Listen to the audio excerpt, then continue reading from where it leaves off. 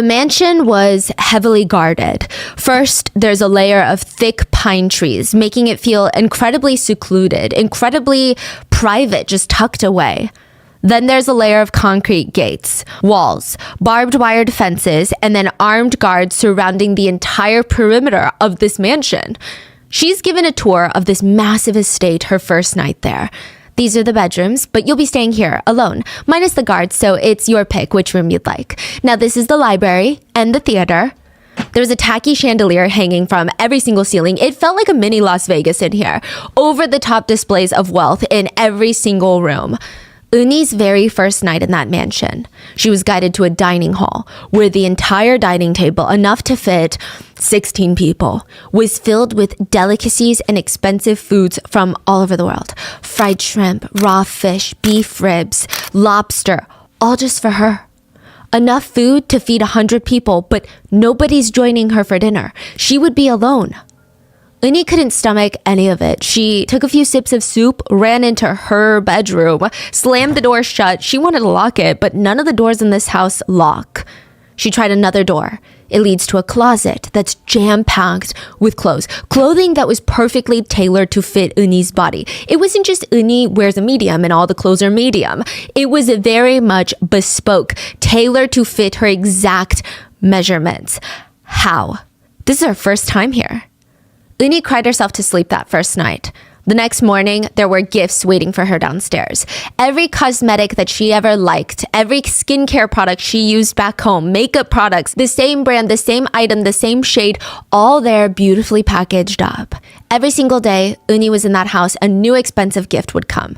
Gowns, fur coats, lacy hand-stitched lingerie, all custom tailored to fit her and only her. Bespoke dresses, cosmetics, flowers. Dinner was always another giant spread of food that she can't stomach and enough for 20 people, but it's just her. Eun-hee is miserable. She was one of the most famous actresses in South Korea, and now she had been kidnapped and held captive in a mansion with no way to escape. She had guards watching her every single move, attendees tending to her every single need. Whatever she needed, anything at all, was at her disposal, at her request. The only condition is, she can't leave. She was trapped in captivity for about 5 days when her helper burst in through the door. "You've been invited to a dinner party! You've been invited! Come on, we must hurry and get ready." She was dressed in a bespoke gown perfectly tailored to her, driven in a Mercedes. It pulls up in front of another massive opulent building. The door swings open, she gets out, and standing in front of her is Kim Jong Il, the soon-to-be supreme leader of North Korea. "Welcome, Madam Choi. Have you been able to get some rest?" She stood there, shocked. Wasn't he supposed to be dead? Or barely alive? That's what South Korean news have been reporting. But he's here, standing in front of her, healthy as a horse, beaming. He's so proud of kidnapping her. Why would Kim Jong Il want to kidnap her? Why would the son of the supreme leader of North Korea, heir apparent, kidnap a South Korean film actress when all foreign films are banned in North Korea? The great leader would tell her, "Because I want you to star in North Korean movies." And he smiled. But it's not a request, it was a threat.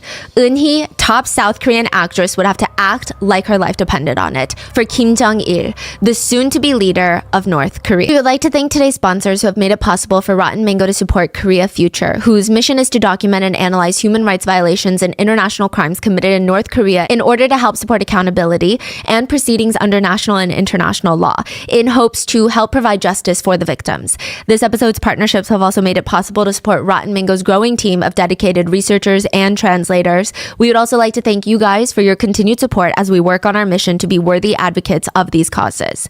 This is actually a revisit to an episode I did a few years back when we were still doing just audio only and no visuals on this podcast. But when the episode of Kim Jong-nam being killed by two girls who thought it was a YouTube prank Yeah, when that went up, a lot of you guys have been requesting this case through our website, and we didn't want to just upload the audio with no video since I know a lot of you guys like the video format. So I went in, I took a second look at this case. I tried to approach it from a completely different perspective. I did my best to make it feel like a completely different episode. So even if you have listened to the previous audio only episodes, I am hoping and I think that this will still feel like an entirely new case.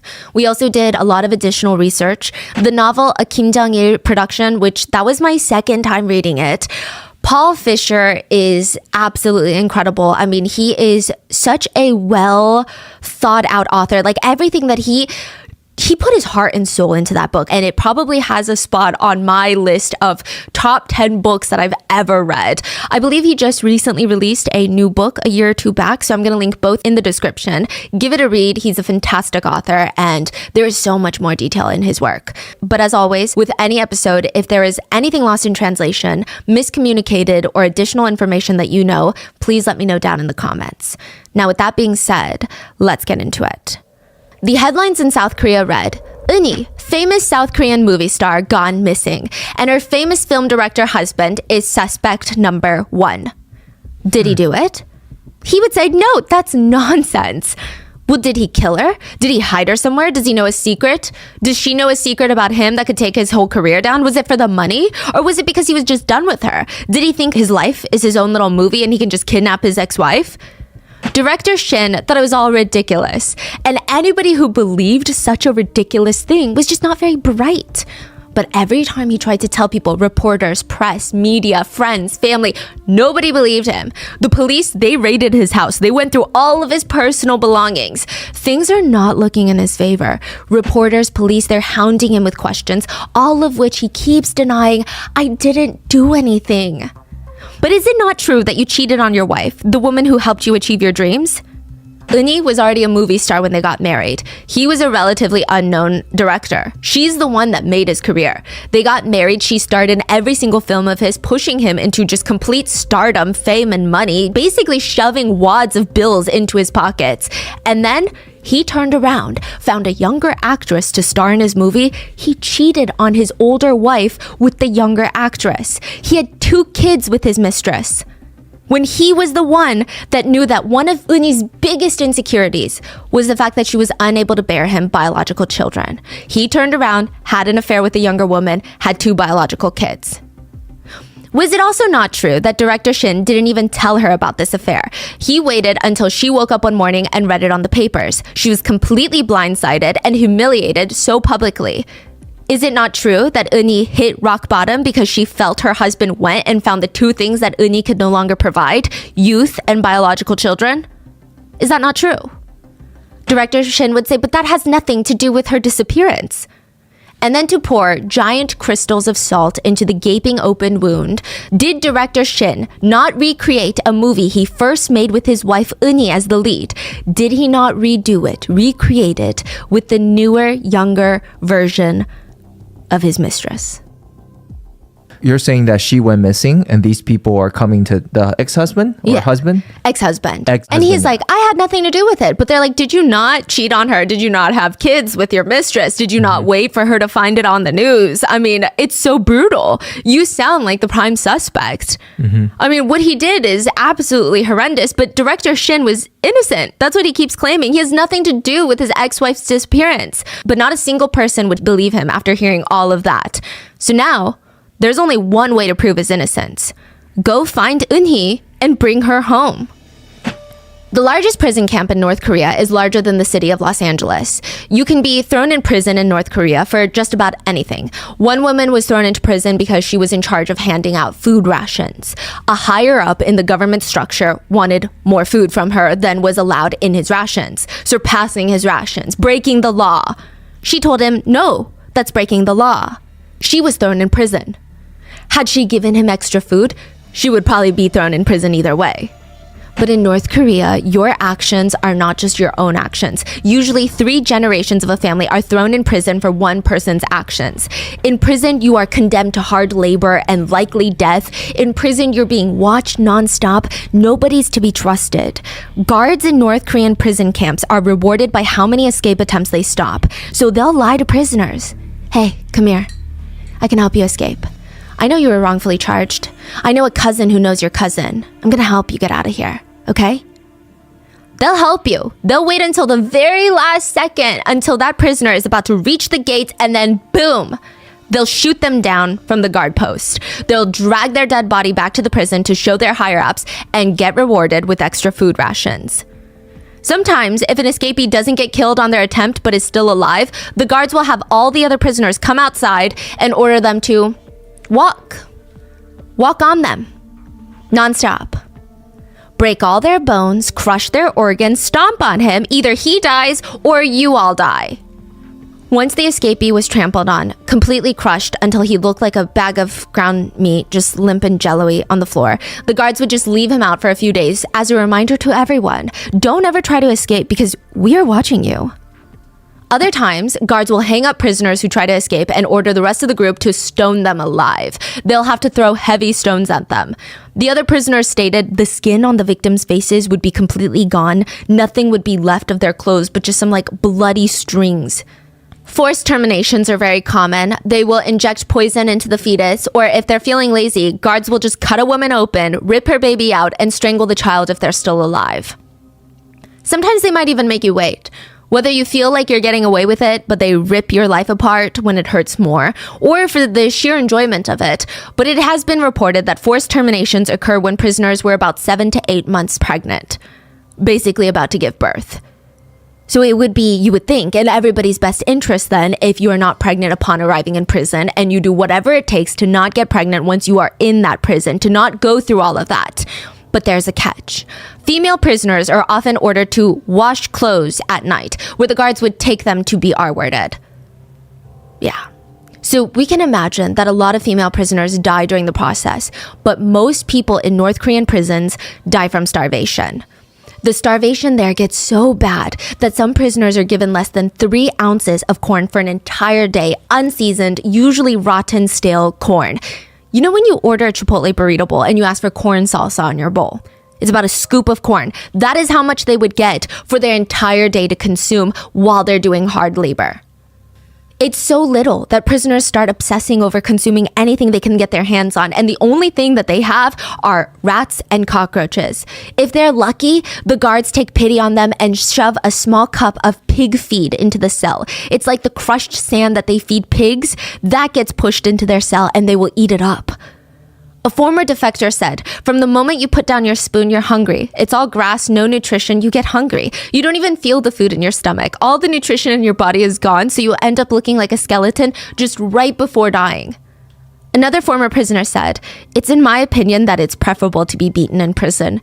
Because it's possible to grit your teeth and withstand a physical beating, but to continuously be starved is worse. During the winters, it gets as cold as -10 degrees in North Korea, but you never get anything other than the thin shirt that you're wearing. So with the severe lack of nutrition, the harsh conditions, prisoners barely have the energy to live, but they need to work. They need to work 16 hours a day. Depending on the prison, there are different types of forced labor. So the more physically taxing and dangerous ones include mining, logging, construction, farming. But also, you could be sent to make fake eyelashes for 20 hours in a single day. I mean, it sounds easier than mining, right? But they have quotas. They have to meet those quotas. And if you don't, you're going to get punished. Side note, that's been a whole thing recently. There are a ton of products out there that are labeled made in China, but they could actually be made in North Korean prison camps. Fake lashes and wigs being 2 big examples of exports that you will see get exported into the United States to be sold to consumers that violate US sanctions because they're made in North Korea. And North Korea profits off of them. But we don't know, right? We don't know. Okay. One survivor said there were about 160 women in her side of the prison camp. They would get lined up every night after 16, 20 hours of working. And the ones that the guards felt like didn't perform well enough, they would get whipped and their heads would be smashed into the concrete walls as punishment. They would just walk up behind you and start smashing heads into the walls. Then they get divided into groups of 50. They're forced to sleep in the same cell. I mean, at most, they have enough room to kind of sit with their knees pulled up to their chest, and that's how they're supposed to sleep. One survivor said, you go to sleep and the next morning the person next to you is cold because they're dead. The older woman died right away. I saw a fellow prisoner desperate from hunger bit off half of the ear of a woman who died and put it in her pocket to eat it later. It's reported prisoners will be asked to hold the top bars of their cell door, and the guards would just come and use that person as a literal punching bag. Another person reports being thrown into a pottery kiln until she was knocked out from the heat. It's like a giant oven. Then once she was passed out, they brought her out and waited until she was conscious, and they punched out all her teeth. She had toothpicks shoved under her nail beds. She was forced to drink water, copious amounts of water, until she vomited up everything. Another woman stated that she woke up and there were 2 full-grown men, guards, standing on top of her stomach. She was unable to stand up for 2 weeks after that. 2 sisters were caught trying to escape. They were brought back to the camp, and in front of all the other prisoners to teach them a lesson, they were forced to lift a heavy log up in the air until they gave up and it came down on them. The other prisoners were instructed to then go in and stomp on them and break all their bones. Finally, they were taped up to a wall to be publicly starved to death. It's like when you watch a flower withering. Every time another prisoner would walk past, they would see more and more bone just protruding from the 2 girls until they were dead on the walls. Some reports even suggest that doctors come to prisons to practice surgeries, and instead of wasting money and resources, they will just pluck a random prisoner who doesn't need a surgery and practice opening them up and operating on their internal organs without anesthesia. We have no idea how much of these are true. And I hope most of them are not, but these are the stories of a lot of defectors. So I just don't really see why they would lie. One prisoner said, "You quickly learn to tell the difference between the cry of a man screaming out in pain, or from fear, or from madness." But one thing that we can say is a bit more confirmed are the heavy usage of stress positions in prison. Stress positions don't sound as bad compared to all the other methods of torture that we just discussed, but it's bad. The CIA employed stress positions on its notorious torture programs against terrorists. Stress positions are when you place a detainee in a very, very uncomfortable, unnatural position for lengthy periods of time. Some people say it's more painful than breaking a bone. It causes long-term injuries without any scars. It's mentally exhausting. It's physically excruciating. It's humiliating. It causes muscle fatigue. It leads to muscle spasms. Your whole body is shaking in pain, and it stings in a very unique way. This is said to be used to break down the mental barriers of prisoners. There's something called the clock torture.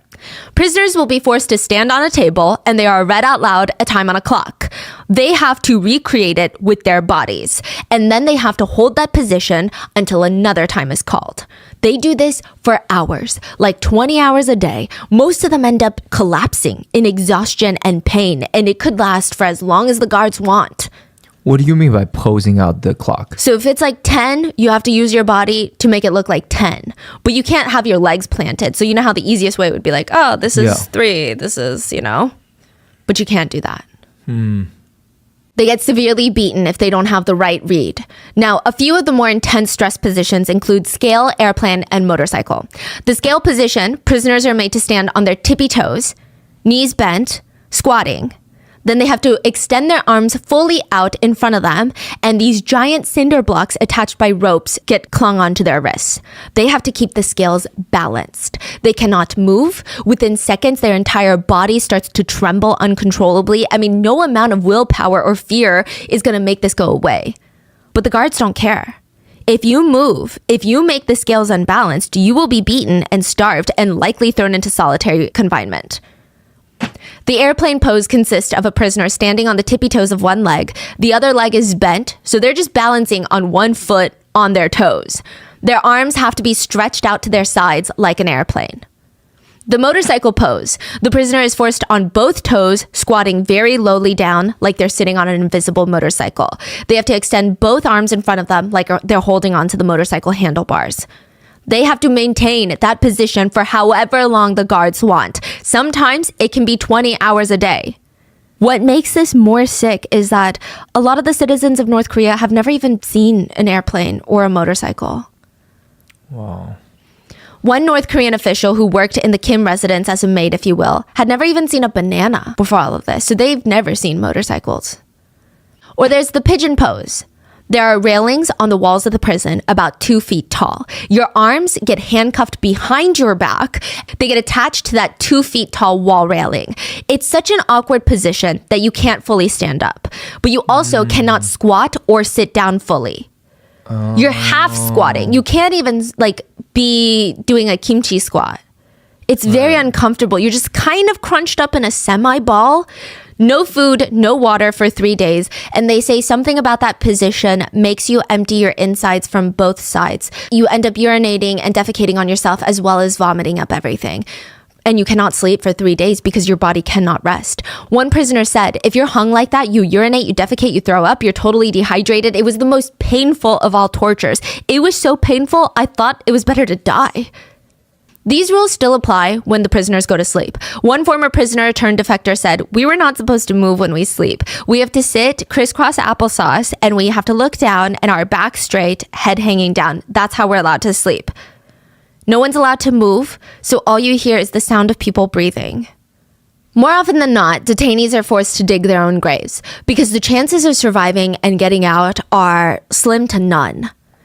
In prison number 6 of North Korea, one inmate got a very, very, very lucky call. He was allowed to use a shower that day. So for the past 2 years, he had been stuck in this prison, barely allowed to shower, brushing his teeth with salt. But today, he was going to get longer than the 5 minutes that he was normally allowed.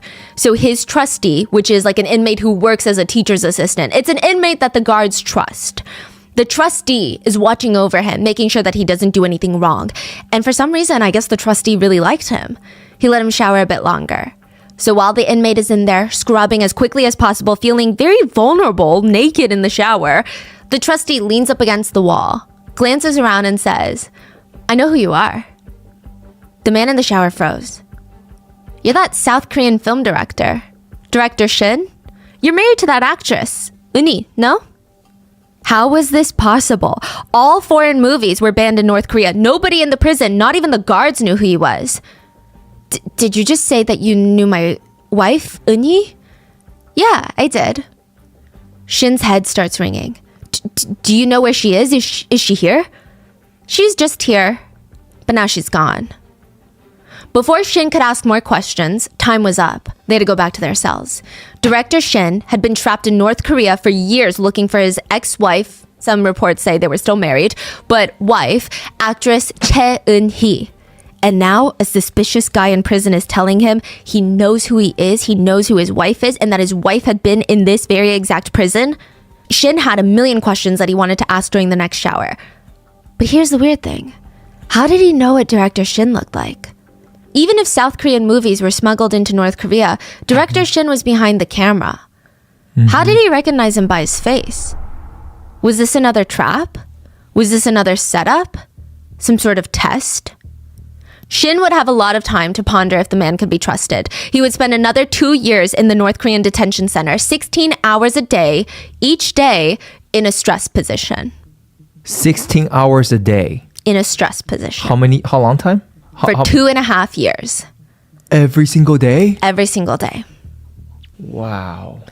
There is a real-life Hunger Games, and it's called the Mass Games. It's hosted in North Korea. It takes place typically once a year, every year, in the world's largest arena, where tens of thousands of children scream in happiness or fear for their lives. And technically, you can go watch. Well, maybe not you. American citizens aren't allowed to visit North Korea, but they do accept tourists from other countries. The Mass Games is actually a tourist event. All you have to do is purchase a ticket. Some international sponsors of these games are going to pay top dollar to see the games up close and personal. Technically, the games aren't really games. It's just a gymnastics performance. There are no real games being played. It's not football. It's not basketball. It's a performance where tens of thousands, if not close to 100,000 people show up and they show their strength as a group. They will run out into what looks like a giant football field or a soccer field. It's actually close to 40 American football fields, all in an enclosed indoor stadium. It's the largest arena in the world. And these 100,000 people will form shapes with their bodies. They're coordinated, they're in sync, they're dancing along to music, they're singing, but they're also forming words, and then they're forming mosaics, they're forming a whole play with their bodies. So instead of having trees as props on the side, you'll have like 10,000 people dressed up as a tree, and they're moving and they're swaying because trees are moving with the wind. And then the news story calls for the trees to be moved to a different side. It's crazy. The amount of moving parts that you see, it feels like a wave. It feels like you've programmed them with a computer, and they're computer chips, but they're human. Not a single one of them ever steps out of line, and not a single one of them goes 0.2 seconds faster than the rest. It's like they share one collective brain. And then on one side of the bleachers, there are more performers. They're in charge of the card screen. They're holding a stack of colored cards. They're like these giant poster cards, probably the size of a poster board. So think double your torso. And on beat, they can make those poster cards depict the Kim dynasty, a person, a place, whatever mosaic they want. And it's not cartoonish. It's almost like a real screen. It's almost like you're watching a human jumbotron. It looks like an LED screen. But it's managed by individual humans. So every, like on screen, like every little pixel is a human that's manually controlling it. And they have to move these poster cards very quickly. And most of them are kids. Children. Not a single colored card is ever wrongfully depicted. Not a single person chooses the wrong colored card at the wrong time or a second late. Again, it's like they share one collective brain. Most of the card flippers are children, and witnesses estimate that the crowd of children performing in the mass games is close to 30,000. In total, the group of performers makes up about 100,000 civilians, and it's all about a single heart society. It's like an Olympics opening ceremony, but even crazier. It's lengthy. There's multiple stories in each act. There's use of props, uniforms, spelling of words using thousands of bodies. Thousands of kids are in each performance. I mean, some of them are chosen as young as 5 years old, and they train every single day of their lives until they are deemed ready. Then they can finally take part in a mass game. And every year from then on, they will perform and they will practice for the next one and perform until they die. The kids are forced to practice over 8 hours a day, close to 13 hours a day, flipping colored cards that are larger than their upper bodies. They have to practice outside when the winters are in the negative degrees, and no pages have words, instructions, pictures, nothing. They can never get it crinkled. That book of colored poster cards is their Bible. They cannot ruin it. One netizen who went said it's like Cirque du Soleil, but on steroids. So it's not a real game in the sense that you win anything, but it's still a game. Because if you don't perform, if you misstep, if you don't scream loud enough, you could lose everything. One tourist described it as deafening. Each child, a sea of tens of thousands of kids sitting 1 foot apart trying to scream louder than all the other kids. In the end, if the kids' throats aren't gone, if they haven't screamed enough, they are simply not honoring their regime enough. The consequences can involve concentration camps condemning 3 future generations of yours to years of lower class status, and in cases where a child messes up astronomically, like not flipping the right colored card, they could be executed.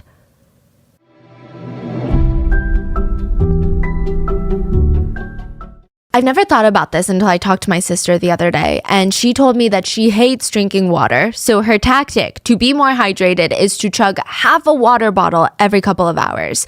And I was confused because I prefer sipping on my water throughout the day. I actually heard that it's better for you, but maybe it's because I never really drink plain water. My water is always flavored with liquid IV. Not only does it taste fantastic, but it is much more hydrating than water alone. 1 stick of liquid IV has 3 times the electrolytes of the leading sports drink, plus 8 vitamins and nutrients. It's sugar-free and with no artificial sweeteners. Instead, liquid IV uses a proprietary amino acid allulose blend.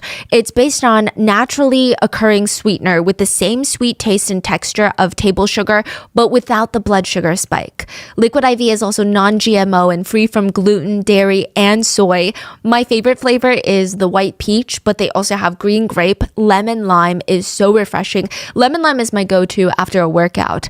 It reminds me of almost like a favorite soft drink from when I was a kid. It tastes like a treat, but it keeps me so refreshed and hydrated throughout the day, especially on days when I'm filming podcasts and just talking for hours. So if you frequently have long work meetings or conferences, or you work out, or you just like to chit chat with your friends, your throat needs liquid IV. I gave my sister a box of liquid IV, and now she always carries a couple of sticks in her bag when she's going to work for long hours. Liquid IV's packaging makes it super convenient to carry it around to work, on travel, to run errands. I recommend it to all my family members and all my friends. So however you hydrate, grab your liquid IV hydration multiplier sugar-free in bulk nationwide at Costco, or get 20% off your first order when you go to liquidiv.com and use code ROTTEN at checkout. That's 20% off your first order when you shop Better Hydration today using promo code ROTTEN at liquidiv.com.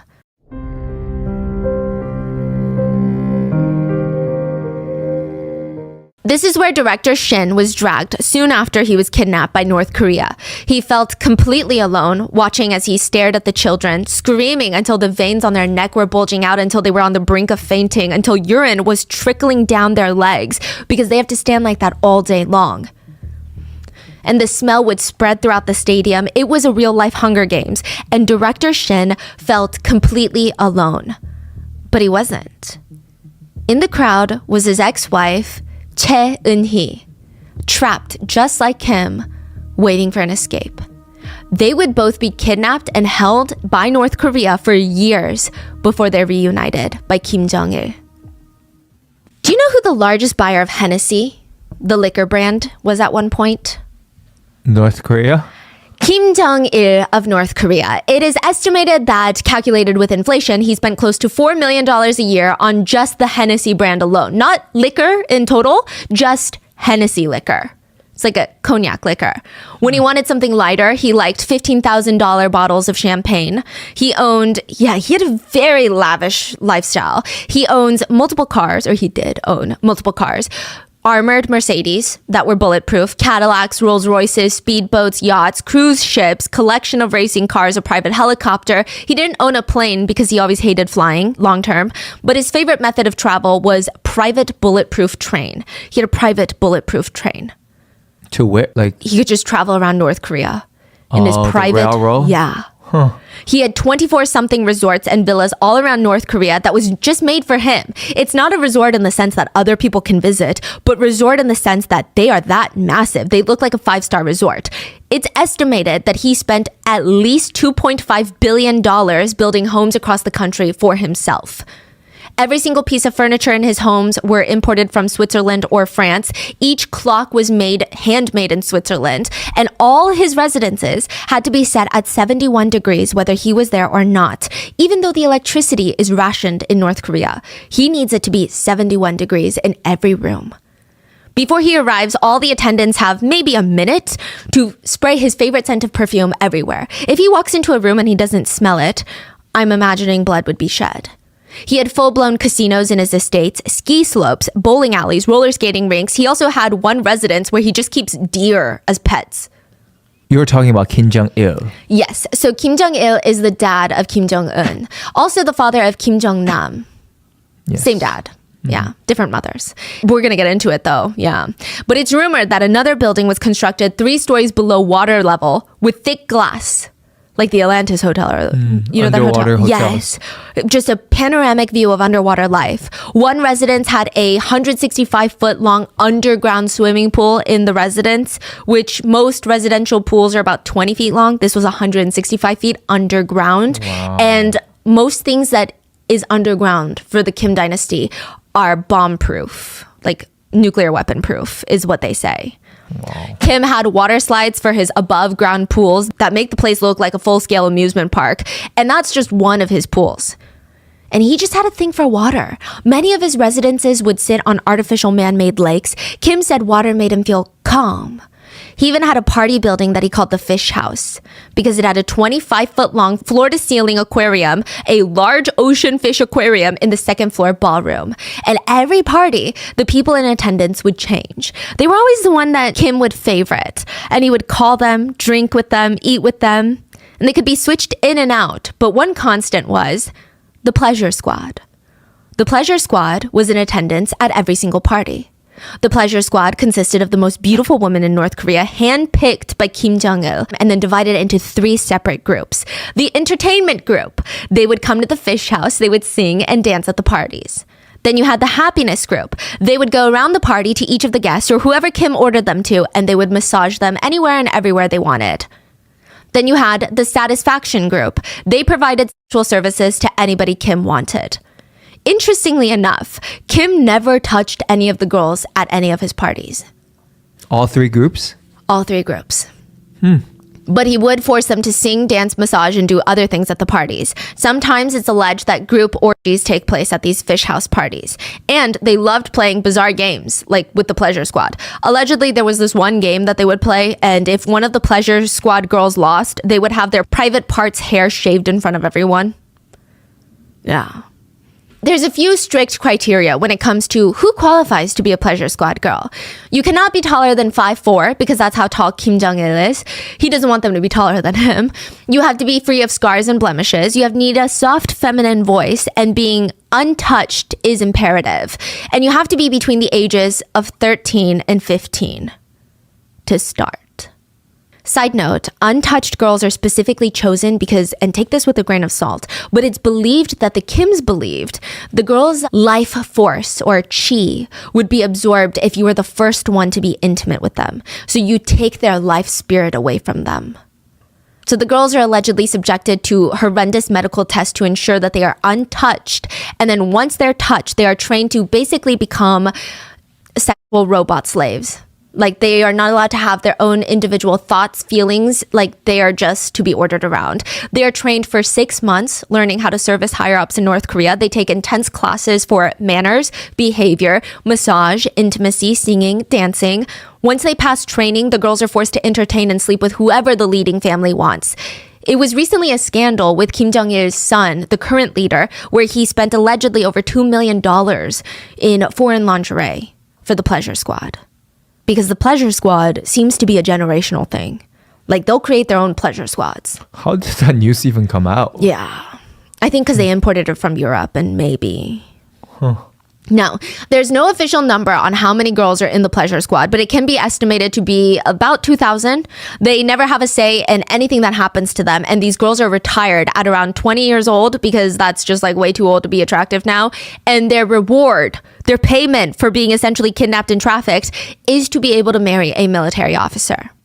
But the active members will be at each of the fish house parties, usually wearing revealing clothing, dancing, singing, entertaining, pouring glasses, flirting. Whatever Kim wants, he gets.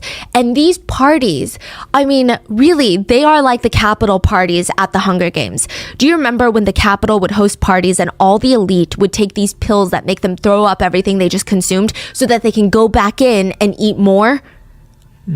That's what these parties felt like. At the fish house, every single surface, all the tables were filled with lobsters, steak, pastries, bear feet imported from Russia, which is a whole thing. Bear paws are usually illegal, but they go for about $1,000 a paw. You cook it in soup, and the whole meaning is if you eat a bear paw, you will get the power of a bear. And usually the paws are hacked off in front of the eater. The bear is still alive, they come in chained, and they hack off the paw. Then the bear is now driven out, and they get tortured by being beaten with steel sticks until they die. The idea is that bears are in a state of adrenaline when they die because they're being beaten up, and the meat will become more tender. Additionally, the table is always filled with shark fin soup, which is also another controversial dish. A lot of fishers will go out into the ocean, catch a shark, cut off their fins, and throw them back into the water where they're just bleeding out and slowly drowning because they can't swim. There is no nutritional value in a shark fin, nor is there any taste, but some people believe it to be a magical essence of life. The tables are filled with $800 to $1,500 bottles of Hennessy. There's large glass bottles with a yellowish liquor inside, and floating around is a venomous snake. It's called snake venom liquor, a delicacy where venomous snakes are infused with liquor in the hopes that the venom's essence will be in each sip. People describe the aftertaste of snake venom liquor as being a fishy chicken. Sometimes the snakes are dunked into the liquor alive, but instead of dying, they go into hibernation and they come alive when the bottle is opened. But it is considered quite a delicacy. But there are no such things as free lunches. If Kim asks you a question at one of these fish house parties, addresses you during the meal, you have to jump up, stand at attention, even with a mouthful of shark fin soup, and respond, "Yes, sir." You are to stand in that position until Kim feels like, you know what, it's time for you to be seated again. Kim would be at the center of all of this, directing the party, and whatever he said, regardless of if it was joking around or completely drunk and he's just talking out of his mouth, there would be an assistant standing right behind him, writing down every single thing he says on pen and paper, and whatever he says at that party would become an official order and law the next day. Kim would fire or promote people for random things. You know how to eat shark fin soup well. You must be a spoiled little brat. Demoted. Sent into prison. Just completely random, uncalled for, unpredictable. So 1 minute, they're a guest. Yeah. Having a party. Look like they're having the time of their life. Next minute, they're in prison. Exactly. So they're not really a guest here. No, they're all like actors. No one's having fun. I see. Sometimes in the middle of dinner, he would scream, "Army!" Everyone would stop mid-chew, eyes go wide, food hanging out of their mouth. They would reach under their seats, rush to put on an army uniform that's taped underneath their dinner seat, and they would start jogging around in a circle around the table until Kim tells them, "Stop, enough." Then they would sit back down, and soon enough he would scream, "Navy!" And they would reach down and grab the Navy uniform, put it on, and then just run around in circles around the table until he decided, that's enough stimulation. He liked to watch people squirm. He would tell the female dancers to strip completely naked and dance around seductively. The men then were instructed to dance with them, but if you touch a woman, I'll consider you a thief. The men would be terrified for their lives. Allegedly, there was one time where a man that had frequented Kim's parties, he went home and he told his wife a few things that he saw at these gatherings. And the wife, being a good citizen of North Korea, felt like these parties were immoral and it goes against what the supreme leader would want. So this is when Kim Jong Il was not the supreme leader. This is when his daddy was, Kim Il-sung. He's the heir apparent. He's going to take over soon, but he's not the leader. He's not the head dog in charge yet. So she writes the supreme leader a very long letter, kind, polite, about what his son was up to during his night shifts. The letter did not go to Daddy Kim. It went straight to Kim Jong Il, who held another party, but this time husband and wife were both invited. In front of all the guests, Kim stated that this woman was a traitor. And he brought out a rifle. Her husband looked at her and then looked at Kim Jong Il and said, "Can I do the honors, sir?" And he shot his wife to death at the party. And then the party went on. Allegedly, there were several nights where giant 6-foot-long diameter balls, like giant balls, would be hung up in the ceiling filled with presents. Kim would shoot at the ball with a rifle, making it explode presents all over the floor, and all the guests would fight each other for the best presents. And most of the presents were just like food. Kim thought it was amusing. He liked it. Meanwhile, the country of North Korea is said to look like a war zone. No signs of people or life in most areas. Everywhere looks like a ghost town. The only thing that is around are pictures of Kim Il-sung, the dad, hung up on every wall of every building. There's no street lights, so at night the entire country is pitch black.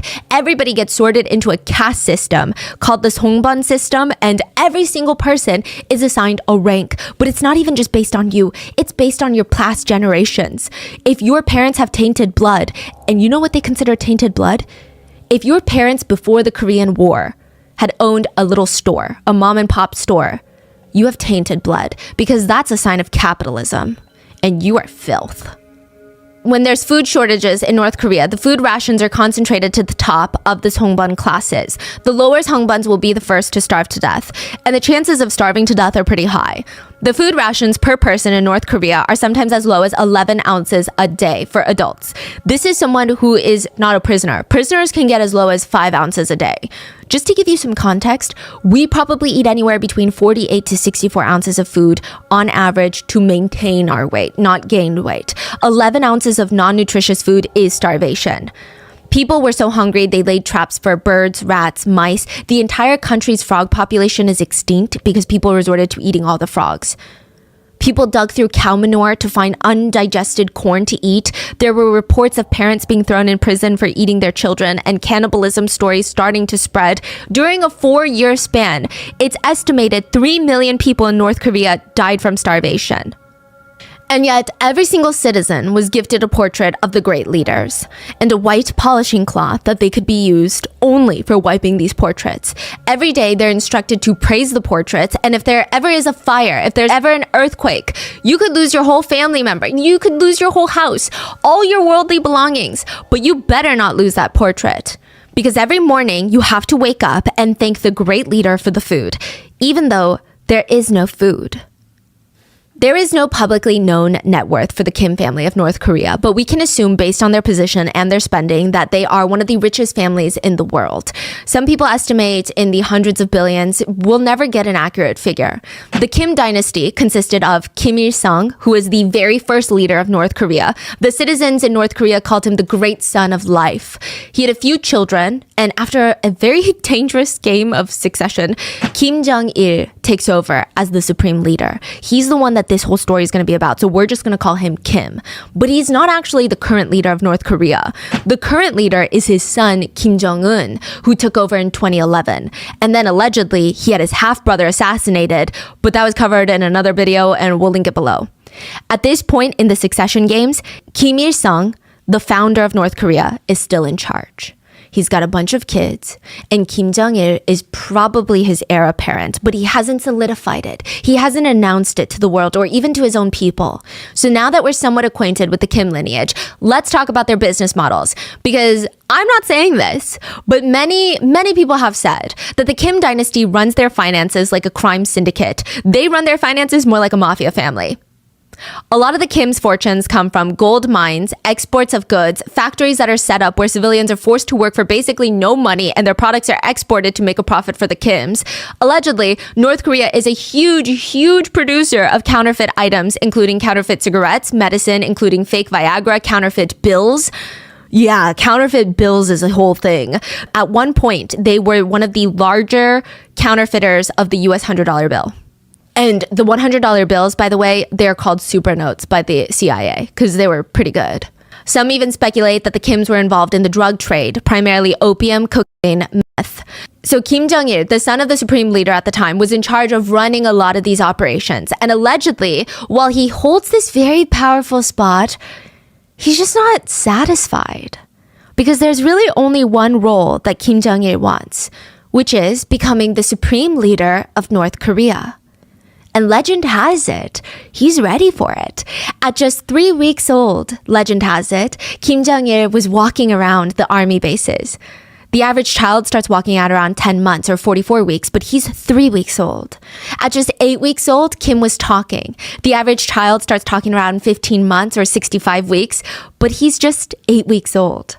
And at just 3 years old, it's stated, legend has it, Kim Jong Il walked into a classroom that had maps of the evil Japan on the wall. He dipped his finger into the ink jar. He walked up to the map, smeared a certain part of Japan with black ink, and the second his finger landed on that map, violent typhoons and hurricanes started pounding down in Japan in that exact region. The average child does not ever do that, but he did that at 3 years old. And at 10 years old, he was fighting on the front lines of the guerrilla battles. He had a gun in his hand. And just to add another one to the list, allegedly, during his very first game of golf, he did 11 holes in one. To give you context, Tiger Woods has only had 20 holes in ones during his entire career. Kim had 11 during his first ever game. Yeah, now, these stories are taught every day to the North Korean citizens. From the time a North Korean child is old enough to walk, which is usually not 3 weeks, they are taught these stories. It's like being taught the ABCs. Maybe more important in North Korea, even though it's all a lie. But didn't matter, because a good story is a good story. That's how Kim Jong Il felt. But in reality, they're just stories. It's been said by others that Kim Jong Il is really not that special. Had he been born to any other family, one might even call him average. Ironically, Kim is said to hate authority and discipline as a kid. He was predisposed to having these temper tantrums, and he would throw these huge parties. He just loved a never-ending good time.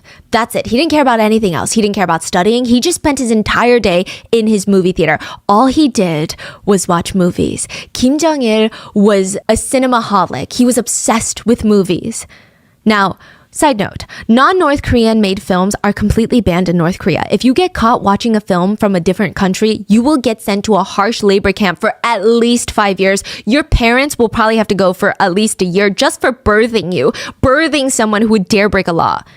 But not for Kim. One of his first projects was actually a smuggling ring, a network to smuggle foreign movies, like from the United States, from Europe, from South Korea, from Japan, into North Korea. He called it Rescue Operation Number 100. With 250 employees, he had most foreign movies translated and dubbed into Korean. There were translators, subtitle writers, dubbing voice actors, archivists, administrators. He had one of the largest private collections of movies probably in the entire world. But is that behind daddy's back or? Behind daddy's back. But what about the 250 employees working in the department? Weren't they breaking the law by watching so many foreign films? Yeah. No. Each film was divided into like 500 different parts. There was just audio, then just visual, then both, and each employee only got clips to translate of each movie, so they had no idea what was going on ever. Like, it was just spliced together. He became the head of the propaganda film studio, which sounds like a position that your dad gives you when they're like, I don't know what else to give you, so just like go do this, right? You get a fancy title. There you go, my son. But it's actually a very important role.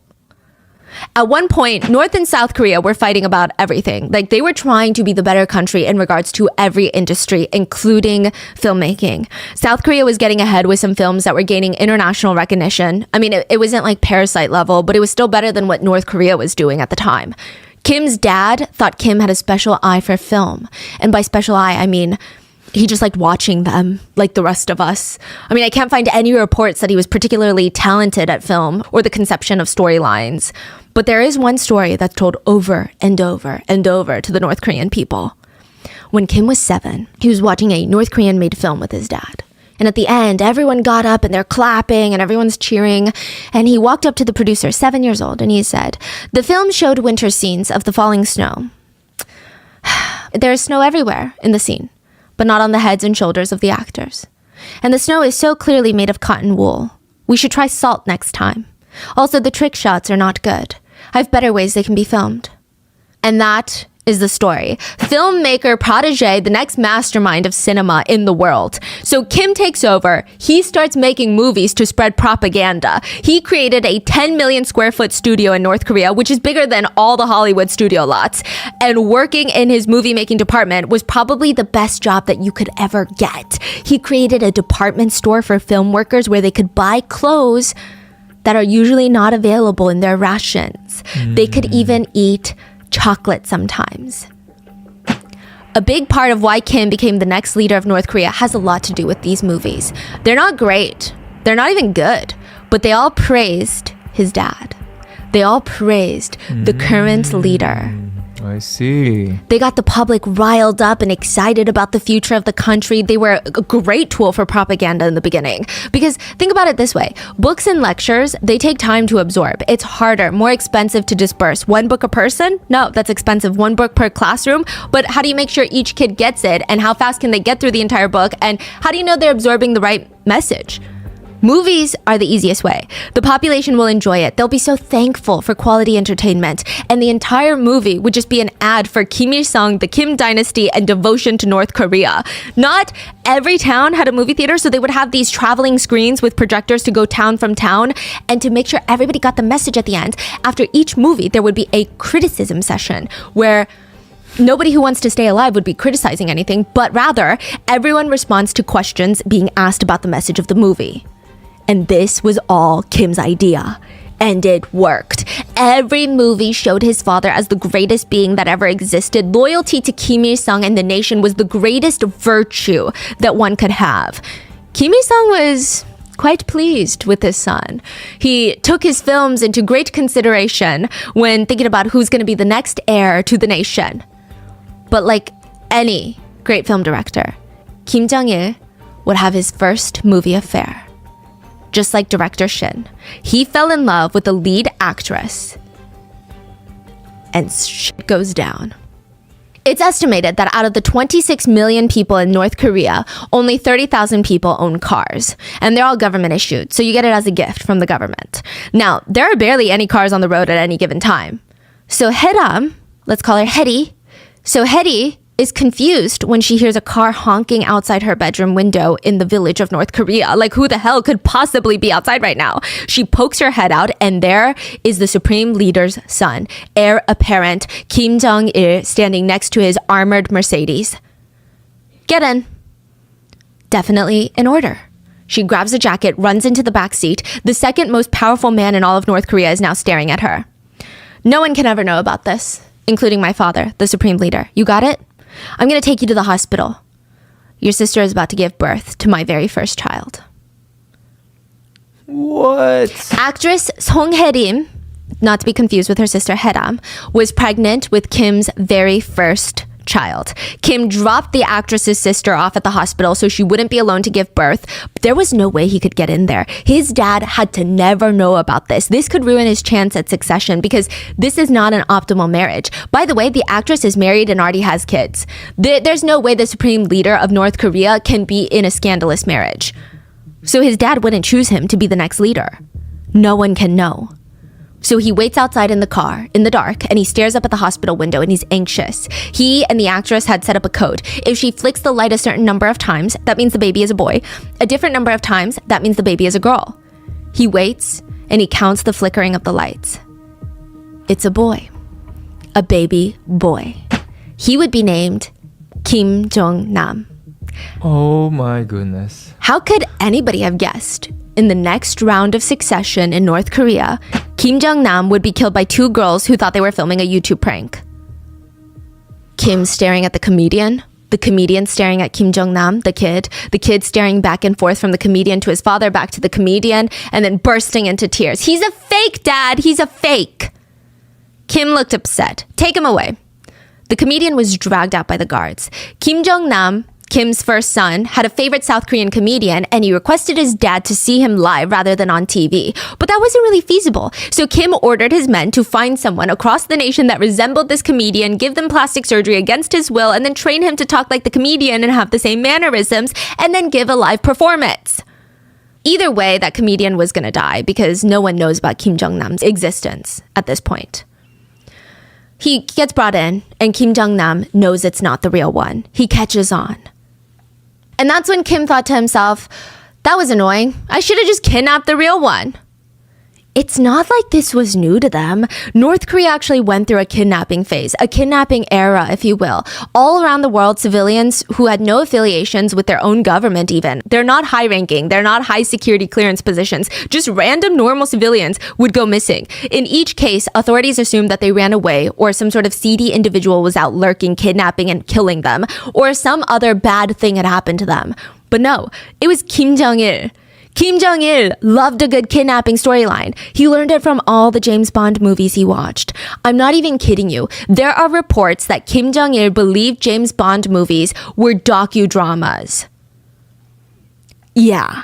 So all these secret spies, holding people hostage, kidnapping people, assassinations, money heist, he thought they were all dramatized recreations of things that happened in the West. And he felt left out. So he's like, I'm going to do the same thing. I'm going to kidnap people. Later, he said, well, I didn't kidnap people. My men did. My men were overzealous in their patriotism. So they kidnapped people from Japan, South Korea, London, Copenhagen, Oslo, Hong Kong, Macau, Beirut.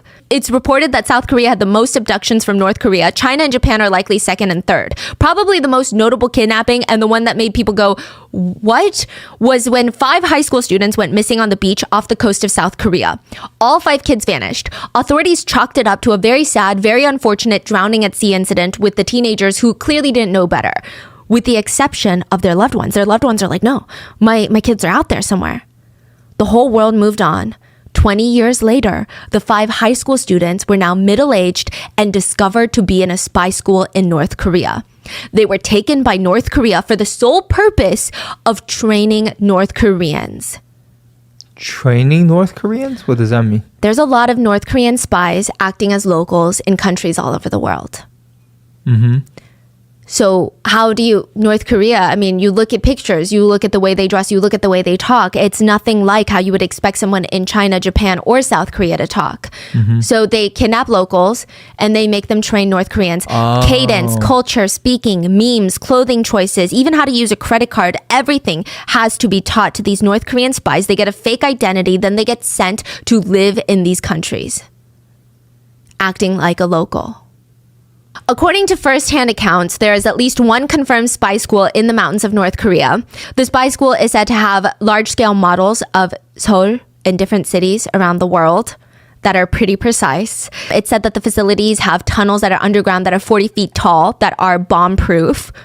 They have scales and models of buildings all around the world that are very important, like the Blue House, which is the White House of South Korea. And each kidnapped foreigner would serve the North Korean regime and have very big parts to play in Kim Jong Il's grand scheme of control and power. And director Shin and actress Eun Hee would have one of the biggest roles to play. There's a famous mountain in the Korean peninsula. Every Korean knew about this mountain, but the peninsula was divided and Mount Paektu was now in North Korea. This is allegedly where Kim Jong Il was born. At the height of winter, temperatures are in the negatives. Kim's mom is trying to stay warm in a little cabin in the woods, and she's about to give birth. There's this angry storm raging, just coming down on them relentless, but the minute that Kim Jong Il is born, the thunderstorm stops. Abruptly, a double rainbow appears right in front of the cabin, and it's so bright. The colors of this double rainbow are so intense, it looks like the Lucky Charms packaging. And a new star appears in the sky that very day to celebrate. This is the same thing as like those old school Chinese legend. Like, yeah. The sky clears up. Exactly. The baby was so healthy that when Kim Jong-il first opened his mouth and cried, all the fighters in the mountains could hear it. They came out of their tents and they started bursting into tears, crying. That log cabin where Kim was born was preserved, and most citizens were expected to regularly visit and educate themselves. Director Shin and actress Eun Hee both had to go. Separately, of course. I don't know if I should use this word, but it was goofy. Yeah, it was goofy. The log cabin was supposed to have withstood decades of storms just crashing down on the harsh mountainside. 2 wars. But why did it look brand new? It didn't even just look brand new. It felt like a prop. Like, you know the difference between a real cabin and a cabin that you would find in Disneyland? Like, there's just something off about the dimensions and the wear and tear. It just is confusing. That's what it looked like. It looked like a prop for an amusement park. But director Shin and actress Eun Hee were separately brought and trying to convince their teachers, I believe it now. This makes sense. This is where he was born. Both of them at first had tried fighting the indoctrination, but it just wasn't working. They would be brought to museums where there would be paintings that depicted the Americans and what the Americans did to North Koreans. There's literally pictures of Americans skinning North Korean children alive, burning the babies in a bonfire, turning them into s'mores, scalping them, taking off their skin off their heads, and then putting it on their own heads while they're all breathing, and just out of pure hedonistic joy. They also showed pictures of Americans surrendering to North Korea, hanging white flags out their windows because Kim Il-sung was such a great battler. He won the war against the Americans. And yet, there were also framed New York Times articles that praised the Kim family. Side note, you know how you can get those gag gifts of fake newspaper articles? Mm-hmm. Those were the ones on the wall in the museums of North Korea. Mm-hmm. And director Shin and actress Eun Hee are like, wow, okay, great. When the two weren't going on field trips, they were forced to read multiple hours a day, sing songs that praised the Kim dynasty. They were forced to write love letters to the Kims. It would read along the lines of, our father, our leaders, undefeated in hundreds of battles, leaders who refused to kneel before the U.S. imperialists, light of our people, etc., etc., etc., for 10 pages long. They were told, not everyone is privileged enough to write to the Kims. You should feel thankful. They said you could walk around North Korea and you could say something as simple as, good morning, and someone would respond, yes, it is a beautiful day thanks to the inspired teachings of our beloved revolutionary leader who has filled our hearts with the truth. It is a good morning indeed. Director Shin and Eun Hee were also told that the South Korean people were starving and miserable, that it was better to be in North Korea than the South. The South Koreans are living hell with traffic accidents, collapsing buildings, 120 people disappear every single day. It's a place filled with criminals. American soldiers shoot at South Korean soldiers as target practice. They run them over for fun. They essay mothers and daughters in the dark alleyways. American soldiers are taking little South Korean boys in as intimate slaves on their camps. Everything reeks of American sewage. Americans just shit everywhere, and the South Koreans have to clean it up. Clearly, these two have lived in the South and knew that none of this was true. They could easily argue otherwise, but why bother? Indoctrination leaves very little room for good questions and open conversations. So once Kim Jong-il feels like both of them, Eun Hee and Shin, have separately been fully indoctrinated, it was time to reunite them after years of being in North Korea, separated. Eun Hee was sitting at the table at another one of those fish house parties. There's nothing exciting or thrilling about watching everyone run around the table whenever Kim feels like he's lacking stimulation. So she's sitting there just staring at her food. But definitely something is in that air that night. Kim looks pleased with himself. I mean, he usually did, but more so tonight. And another guest comes up to Eun Hee, grabs her elbow and says, today will be the happiest day of your life. Eun Hee's looking like, I highly doubt it, okay? Because I haven't felt happiness in years. She just stares down at her food for the rest of the evening. And then they all start screaming, look up, the special guest is here, look who it is. Eun-hee slowly lifts her head, thinking it's some sort of general or some sort of North Korean actress. She turns her head to the entrance, and there was a very, very thin, very frail man that she half recognized as her husband, Director Shin. And it looked like his soul had been ripped out of him. And for a moment, Eun-hee had so many feelings. She was devastated because what the hell is he doing here? Why does he look like that? Is he okay? And there was a guilty side of her that felt happy that she's no longer alone. And that made her feel guilty all over again. And she slowly walked up to him because she felt like she was approaching a ghost, like a sick joke that's not real. But he lifted his hand to touch her face, and they embraced and sobbed into each other's arms. 저기 좀 보라 그래요. 그래서 뭘 보라나 하고 이렇게 보니까 문 있는데 누가 사람이 이렇게 멀리서 들어오는 게 있는데 저 사람 누군지 아느냐 그러니까 모르니까 시선이 멀어서 신 감독이 거기 와 있으려니 꿈에도 생각을 못 했으니까 글쎄 누구예요 그랬더니 그래도 모르겠느냐 그래요. 날 그쪽으로 데려가요. 가면서 보니까는 그 모습도 옛날 모습과 너무너무 달라졌고 아주 초췌하고 그냥 이렇게 때문에 Everyone in the room thought that they were so happy to be reunited. So they clapped and cheered, and Kim Jong Il got up and he laughed like it was one of the best silly little April Fool's pranks that he's ever played. And he pulls director Shin to one side of him, actress Eun-hee to one side, and forces a picture. And he smacks him on the back and says, relax, this isn't going to end up in the South Korean papers. This is not? Yeah. They both sit back down at the tables. Eun-hee watches Shin as director Shin laughs and jokes about movies with Kim.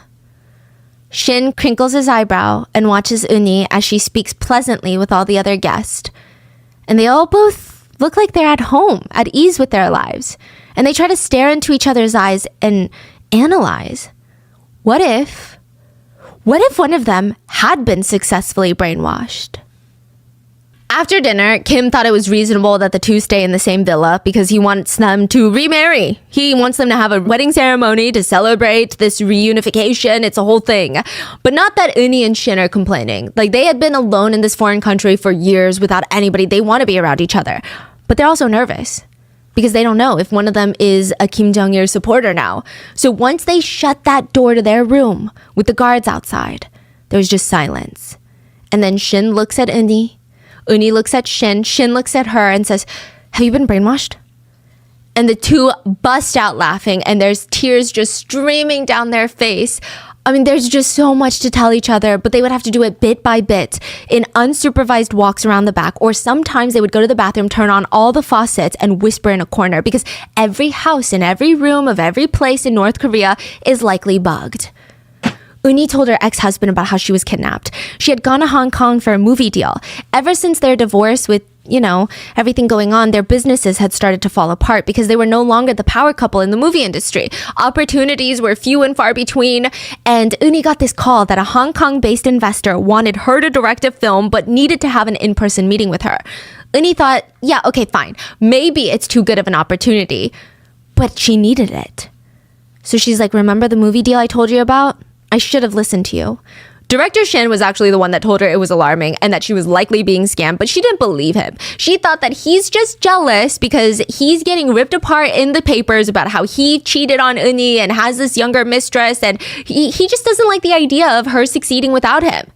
So she goes to Hong Kong. The investor gets her personal tour guide. Let's call her Lily. Lily was a middle-aged woman who brought along her 12-year-old daughter, and the two of them would just show Eun-hee around Hong Kong, really wooing her.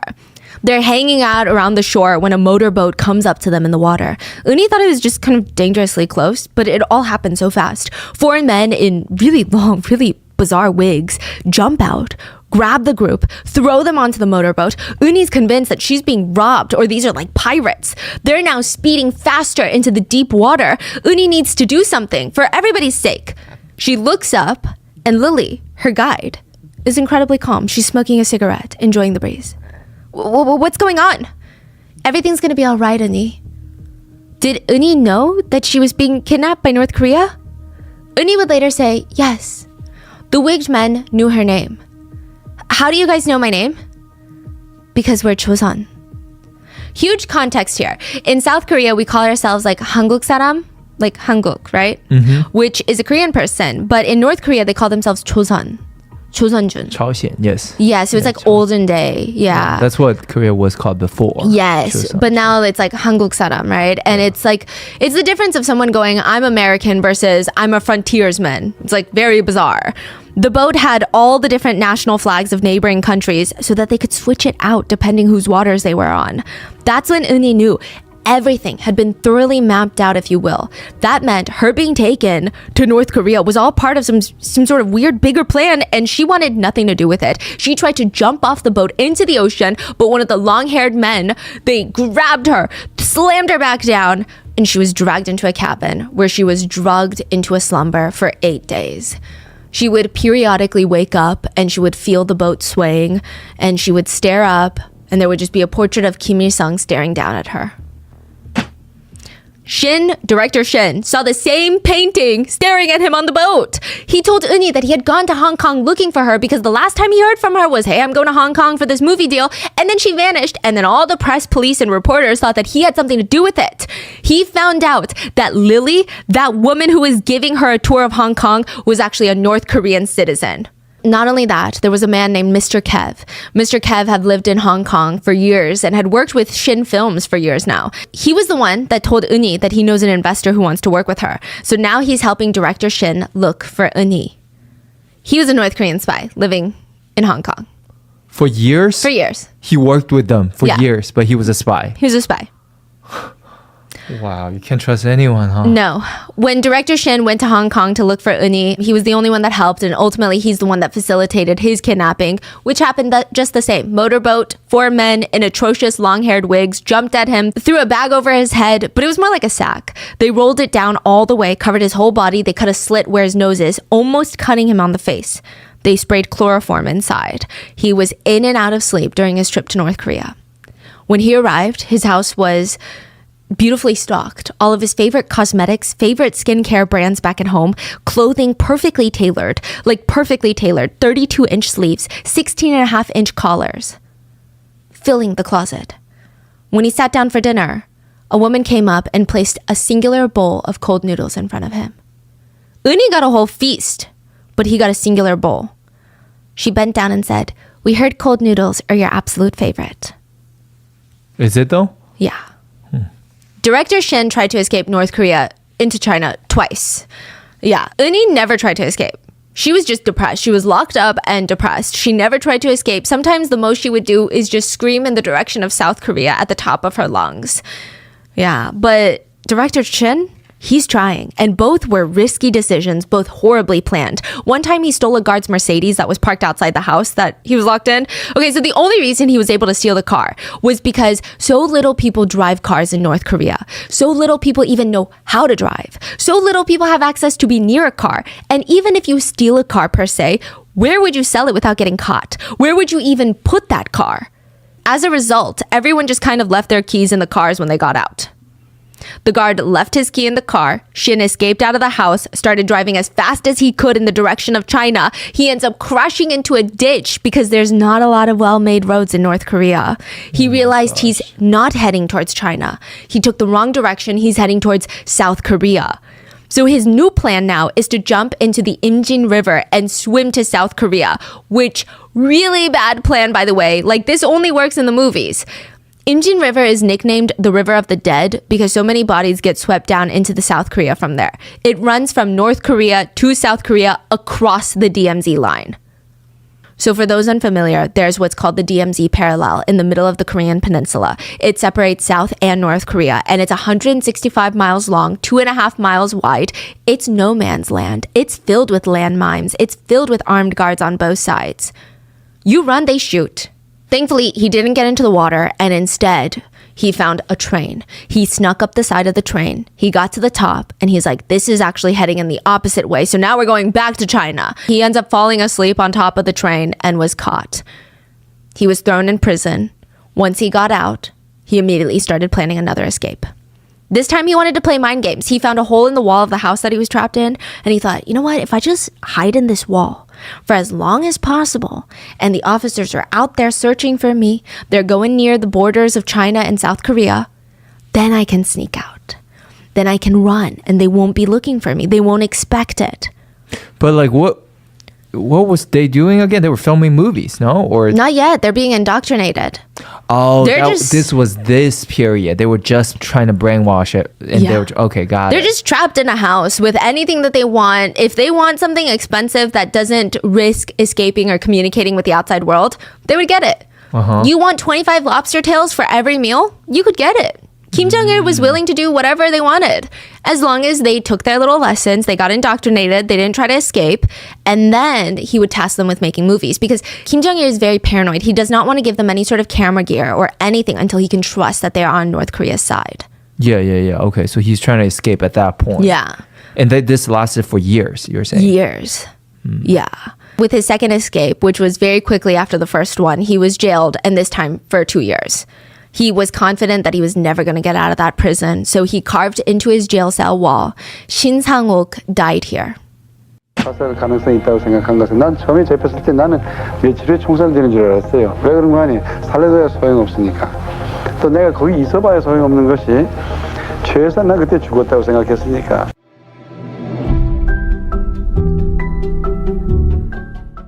We have a really big trip coming up this summer, and which you guys might know about if you watch my vlogs. I don't even know when it's gonna be, but you can say that I'm pretty nervous. My sister-in-law is gonna get married, and I'm gonna be meeting a lot of Chinese family members that I have yet to meet.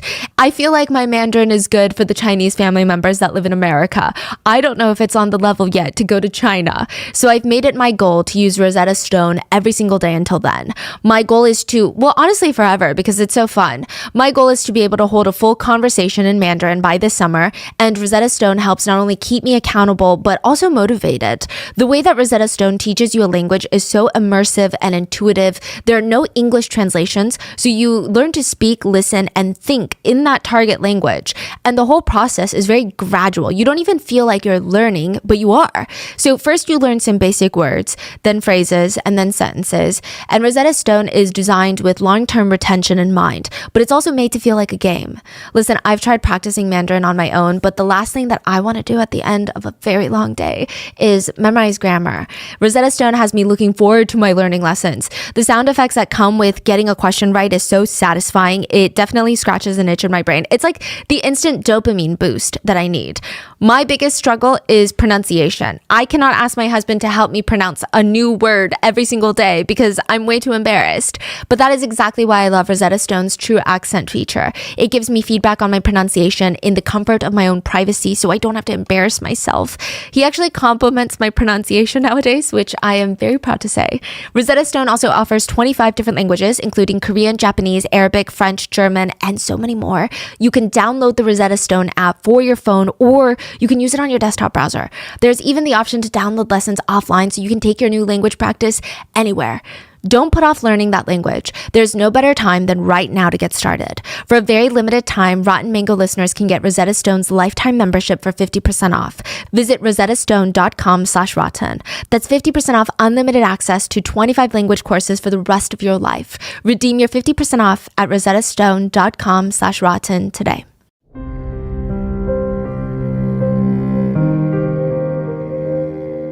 A few days ago, I was complaining to my husband about how I wanted to watch this new K-drama, and it was only available on one streaming platform because, of course, it was. So I told him I'm going to sign up for it, and I asked, can you please remind me to cancel my subscription before the end of the month? Because I'm always so forgetful of these things. And he's like, honey, you already have a subscription for that website.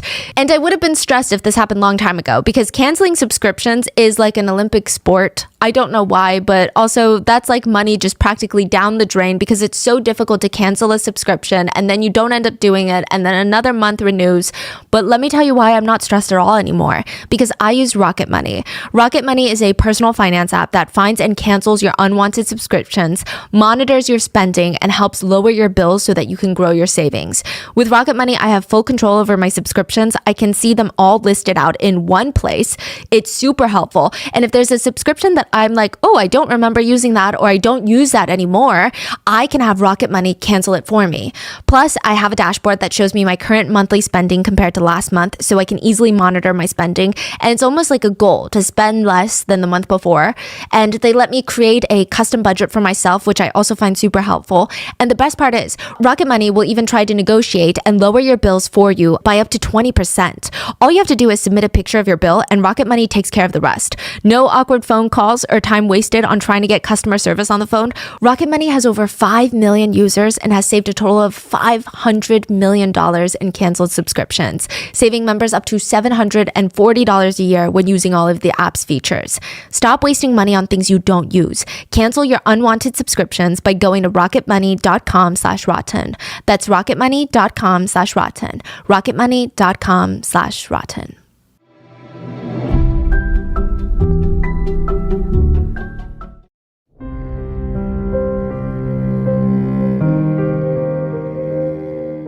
But Shin didn't know that that level of torture was just the beginning. That was the start. Because there is something worse than prison for director Shin and actress Eun Hee. It's bad movies. A bad movie is a bad movie, and all the North Korean movies that they were forced to sit and watch together felt like a separate kind of torture. They were the same stories, repackaged in different fonts, so repetitive, so surface level, so bad. How many times can the Kim family be heroes and everyone die for the nation and for the Kims? How many times? Why is everyone always crying for the savior Kim and how great he is and how much they want to die for him? Not only that, just watching the way it's filmed, the angles, the props, the effects, it's driving director Shin up the wall. He's going crazy.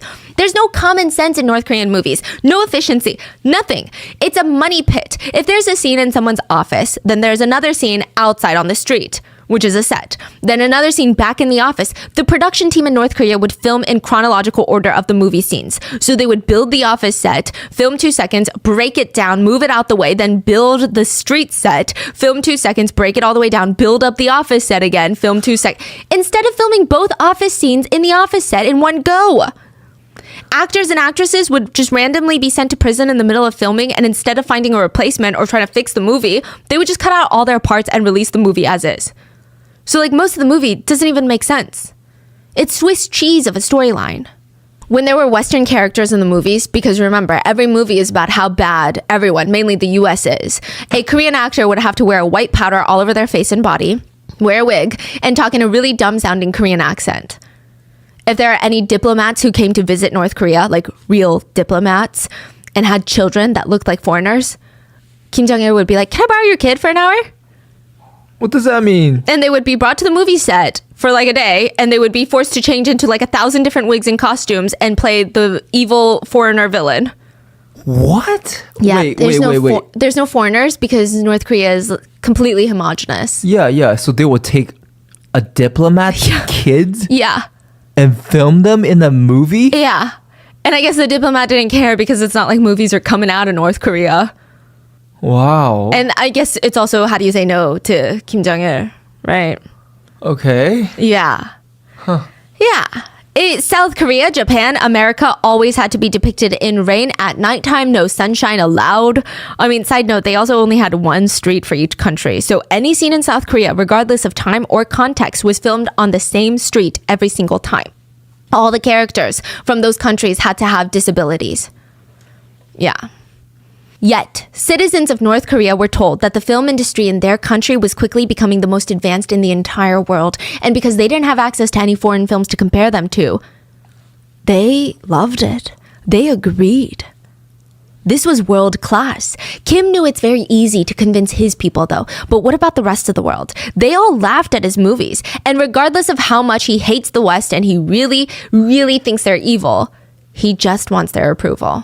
That's why he kidnapped actress Eun Hee and director Shin to make better movies, like their life depended on it.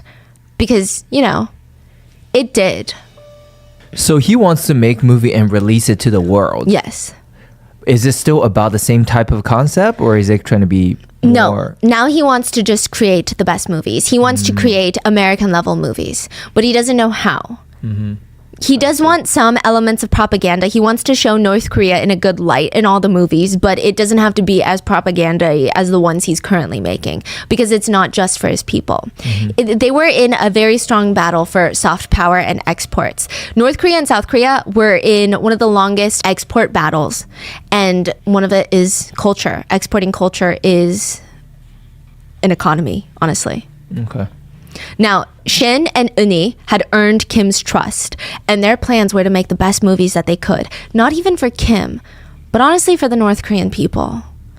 So this is when they're reunited, you're saying? Yeah, after they're reunited, they're like forced to watch these North Korean movies, and Kim is finally telling them, this is why I brought you here, because you're going to make me movies. Now, you love North Korea, I love North Korea, let's make some movies. I'm going to give you a crazy budget every year.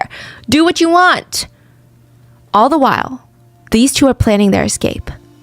And the first step of escape is insurance. They need proof that they were kidnapped and did not willingly defect to North Korea, which sounds crazy in 2024 that someone would willingly defect to North Korea. But it just happened recently when we talked about the auto case. Remember? A U.S. soldier ran through the DMZ line to North Korea recently in 2023. Yeah. But back then, it was even more believable. People were still kind of deciding which side they wanted to be on, like which side of South or North Korea. And this is when tensions were even higher because North and South Korea, for any South Korean to have unsupervised contact with a North Korean citizen, even if that citizen was their own brother or sister or mother, it didn't matter. It would be considered treason, which is one of the highest punishable crimes. Even if these two escaped North Korea, they could be trading one prison for another. They might get arrested for treason in South Korea and thrown in jail for the rest of their lives. They might not be believed. So they needed proof. Absolute, irrefutable proof. Kim Jong Il was 41 years old and considered the heir apparent, and the North Korean public had not even heard his voice yet. No intelligence agency in the entire world had heard Kim's voice. If director Shin and Eun Hee wanted asylum anywhere in the world, they needed something everyone wanted. Recordings of Kim's voice. Because that would be wanted by the CIA, the feds, the CIA of South Korea. Everyone who had the political power to grant asylum and safety would do anything for those tapes. That was their insurance plan. They were going to get the first ever audio recording of Kim Jong-il's voice and expose the Hermit Kingdom to the rest of the world. The ruler of the paranoid nation. Now, just to give you some context of how dangerous their plan is, Kim kept paranoia alive in his country, but he was equally as paranoid. It's alleged that he had tunnels running under the entire country that doubled as bomb shelters, and that's how he liked to travel the most. His bulletproof train was a gift from Joseph Stalin himself. He would avoid American spy satellites. That's what he said he was doing. He was not someone who liked to be tracked, watched, or listened to. So they couldn't rush this. They had the tape recorder from all their filming gear that they were given to start making some movies, and they took the time to rehearse. Like they would rehearse their movie lines. Treat it like a movie. We're just acting, right? Don't let the nerves get to you. They trained day after day to perfect their body movements. Okay, sit down at the dinner table. Eun Hee would reach into her crossbody bag for the lipstick and click, the tape recorder would be running. She would place the bag on her lap away from his view, but not too far or too closed that his voice would be muffled. It was a game where the stakes were as high as they get. It's life or death. There's no in between. There are no rewards in North Korea, only punishments. So if a family member defects or dies by suicide, the entire family gets thrown into a concentration camp. If you rescue your children in a house fire and let your Kim family portrait burn, concentration camp. If you don't mourn the death of any of the Kims enough, concentration camp. If you fall asleep at a meeting where any of the Kims are present, death. If you read any Western novel in North Korea, death. If you watch a K-drama, death. One of North Korea's biggest actresses at the time was a woman named Choi Eun Hee. We're going to call her Wendy. Now, Wendy was known as the people's actress. Everybody loved her. Every film she was in, Kim Jong-il had a hand in, and the public ate it up. She was married to another director that worked on the movies. And the only problem was, Wendy was a hopeless romantic and she had some pretty dangerous affairs. She just seemed awfully lonely, and clearly her husband is just not helping with that feeling. So she just keeps looking for some sort of connection or bond with other people. And they would convince her that it's love and they would sleep with her and then they would walk away. she was just very an easy and quick person to fall in love. And in a country where even holding hands publicly is highly frowned upon, one affair would lead to the end of her life. An affair with a Korean man from Japan. His dad is a very wealthy Japanese businessman. He funded the Kim regime for years now, and his son was being sent to North Korea to work, and he falls in love with Wendy. He starts relentlessly pursuing her. He does not give up, and for a while, Wendy's fighting back. She doesn't want it. But he's also charismatic and caring, and he's seen the world. I mean, what could they do? They couldn't get intimate at each other's homes or at hotels because hotels check permits. There was nothing. The only option was his Mercedes.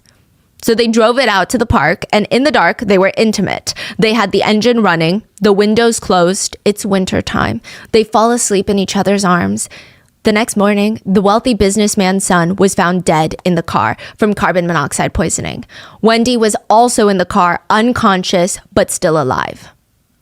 She was rushed to the hospital. She was saved. She had a husband and children. And the affair with the Japanese businessman's son not only complicated things for the Kims, because he was a huge funder of the Kim dynasty, but it was a very messy public situation. And worse than that, Wendy had another man on the side. Kim Jong Il. She had cheated on Kim Jong Il, and he was not one to let it slide. After Wendy fully recovered from the hospital, all of her friends and family were driven to a shooting range with a stadium. It was packed with 5,000 people, and they were told, just you wait, it's going to be a big show. They waited in silence until they saw a woman wearing a prisoner's outfit, which, side note, it's rumored that these outfits in North Korea are designed with theatrics in mind, meaning if someone starts bleeding in one of these prison costumes or these uniforms, the blood soaks and spreads across the fabric faster, making it very visually intense. Anyway, a woman is pulled out with a bag over her head, and she's tied to a wooden pole in the center of the stadium. So the stadium right now is filled with people? 5,000 people. Okay. There are ropes around her chest, ropes around her knees. The bag is taken off her head, and there is Wendy screaming for help. When her husband and friends and children realize it's her, they start screaming in the crowd. And almost as quickly as it registered, the firing squad fire a single shot to her chest. The bullet rips through the rope, unleashing the top half of her body, and it causes all of her weight to lunge forward as if she's bowing to an audience. Then the next bullet goes straight to her head. It was winter time, and a defector once said that you see a lot of steam coming from point-blank executions of the head during the winter time. So there was a lot of steam. Then one more shot is given to the legs to break the ropes holding the lower half of Wendy's body, and she will fall to the floor of the podium. The guards will put her in a bag, take her into the mountains, and let the wild animals rip her apart. And 3 lucky children, after this, the stadium doors open and the children run in, and only 3 lucky children will get to run out with the bullet casing. Because that's a souvenir. So they sent a bunch of kids in there, and they're rushing to find the bullet casing. The ones that were used to kill Wendy, a woman that they had seen on the screen countless times, the people's actress, Kim Jong Il's mistress. Someone very close to Kim described him as being, he's somewhat likable. That's the thing. He has an ability, or rather a talent, at making people feel at ease when he wants to. When he's happy, Kim Jong Il would treat you so, so well. But when he's angry, he can make every window in the house shake. The contradictions in his personality can be so confusing and incomprehensible. He's romantic, yet extreme, harsh, and ultimately, he's very dangerous. Even for actress Eun Hee, she said that sometimes he would treat her like an elder with respect, like she was the master teaching him something about film. Other times, he would loudly talk about all the young actresses Eun Hee's ex-husband, director Shin, was rumored to have slept with while they were married. Another said he always craved power. He always organized everything in secret and executed his plan in secret because that's his specialty. Even with his dad, when his dad was in charge, the films made it seem like he was this subservient son who is fully devoted and worshiping Kim Il-sung, his dad, right? But in reality, he was just scheming. He just wants to be the head. That's it. And he did this by dismantling his dad's entire inner circle. He would plant listening devices in all of his dad's closest official homes and offices. At first, he would try to buy them. He would listen to them talking about their favorite foreign cars, foreign women, whatever it was, he would buy it. And if they still didn't turn, then he would blackmail them. Or he would just Korean barbecue them. That's when people are strung up like a hog by their wrists and ankles and held over a bonfire until they agree to do something or they confess to doing something that they probably didn't even do. He did this slowly to cut off all the tentacles of his dad's octopus until his dad was just left with him. His dad didn't even really see it. He felt like Kim was his son, the only one that he could trust. But Kim was smart.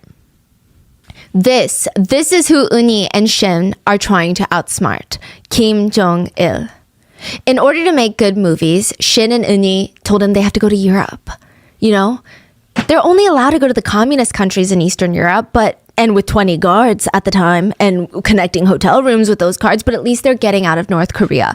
Each time they passed by any sort of American embassy in Eastern Europe, Eun-hee wanted to sprint. She wanted to make a run for it, but Shin would stop her. They need the perfect moment. And right now, surrounded by 15 guards is not the moment.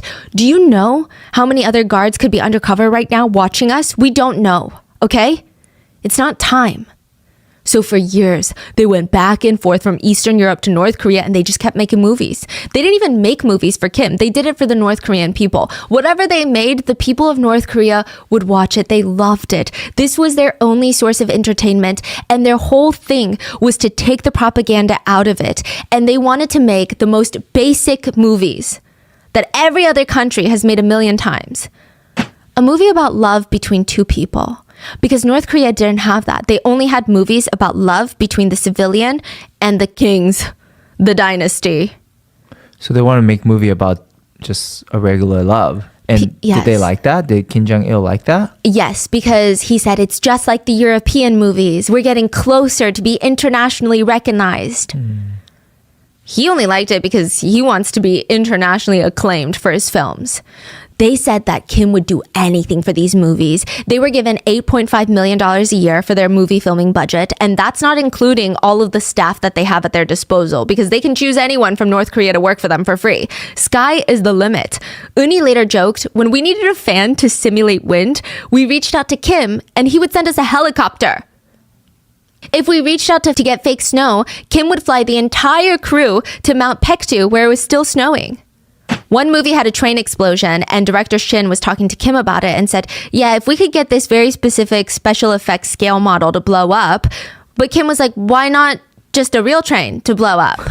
It's much easier. Yeah. I got a bunch of those. The next day, a fully functioning train was delivered to Shin loaded with explosives. They genuinely did get sucked back into movie making, and they felt like there was a purpose. The couple's movies were the first time many North Korean civilians saw themselves as individuals. They would make a total of 7 films, each one loved by North Korea. They're finally getting this escape. They have musicals, sci-fi movies, martial arts movies. 불가사리 was their last film with North Korea, and it's the North Korean version of Godzilla. I mean, there's still an underlying undertone of propaganda and everything, but it's an escape. Yeah. Are those even available anywhere? Do we know? Yeah, I think so. Yeah. Really? Mm-hmm. Yeah. Oh. They loved it, and they just made hit after hit, and Kim is so pleased. I mean, they're still failing to gain a strong international audience, but that's going to take time. All that mattered was they're getting closer. And then the time came. A Japanese film critic and a friend of the couple was visiting Budapest at the same time that director Shin and Eun-hee were filming in Budapest. How did they find out? They still communicate with film because they're trying to get into these international film shows. So they have to talk to film credits. They have to talk to these award hosts and stuff. Highly monitored. There's like a guard breathing down their neck right next to them with probably a gun pointed at them. The couple gave the excuse of wanting to meet up with him to try and get him to review their North Korean movies and try to get international attention, primarily in Japan. And the guards okayed it after they talked to Kim. So the film critic was going to meet them in their hotel room. They opened the door to him. The guards are in the next room over with the connecting door. Welcome, come in. They loudly make their pleasantries. Oh, it's been so long. So good to see you. So nice. How many years has it been? And they drag him to the corner of the hotel room and they start shoving a tape recorder and photos into his pockets. This is absolutely a secret between you and us. Please keep these things for 6 months. And if you don't hear from us again after that time, give everything to the Japanese and Korean news media. Go. Their friend looked worried, but they didn't have the time or the luxury to explain everything in detail. It would be in those tapes. They hugged him goodbye and pushed him out the hotel room door. The tapes had recordings of Kim Jong Il talking about how he kidnapped them. Okay. And now they had 6 months to escape, or else that would be all over the news. And if they don't escape, that means they will be dead. Yeah. That's so interesting. What does that 6 month do? I don't know. I guess they were scared. Because they needed a timeline of like when it needs to be released. I see. Okay. 5 months had passed since they saw the film critic in Budapest. And it was all over the news. Director Shin and actress Eun Hee, both missing from Hong Kong, kidnapped by the North. Audio tapes were secretly sent to relatives in Seoul, and it's reported that under North Korean coercion, Shin and Eun Hee are making movies to be presented to Kim Il-sung as a birthday gift. The film slanders the Republic of South Korea along with several other top officials. Okay. Shin is staring at his guards. It's game over. They're gonna die. Every international news headline read, kidnapped by North Korea, abducted to North Korea, North Koreans' operation against the South through films. Shin and Eun Hee waited for the call to be killed. Kim Jong Il would not keep them alive after this, no matter how well their movies are doing. And the phone rang. They're sweating. They pick it up, and it's Kim. Take care of this. You need to handle it. Maybe you guys need to go to Eastern Europe more. Make sure everyone knows that you're not being held against your will. Convince them. Turns out, Kim Jong Il records every single one of his conversations. He was under the impression that someone on his side had leaked the tape. Oh my god. And that Shin and Eun Hee were fully on his side. Oh my god. Whether that's what he truly believed or it's just what he wanted to believe because he didn't want to know that he was betrayed by the people that he needed, it's unclear. But Shin and Eun Hee would live to see another day. Side note about these transcripts, he does have a very high-pitched voice and he talks rapid fire fast. Like he's just shooting out whatever's on his mind and then not really finishing his thought and then going on to the next one. And it's very high-pitched. So there are speculations that he didn't have a leadership voice, which is why his father hid his voice for so long.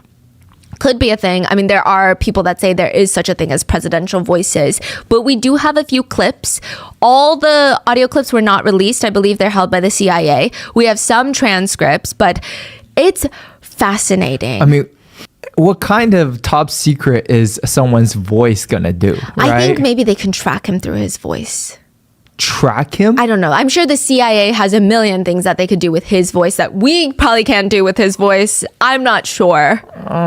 Yeah. Okay. So he talks very fast paced and he does in one clip briefly bring up South Korea and he says, "We're on a lower level to speak honestly. South Koreans try very hard to get things done. Here, people are different. Things are given to them. North Korean actors aren't improving. They have no acting skills at all. Hard work is the key to success. It's difficult to talk about this. I mean, we have to admit that we're falling behind. We have to acknowledge that we're behind.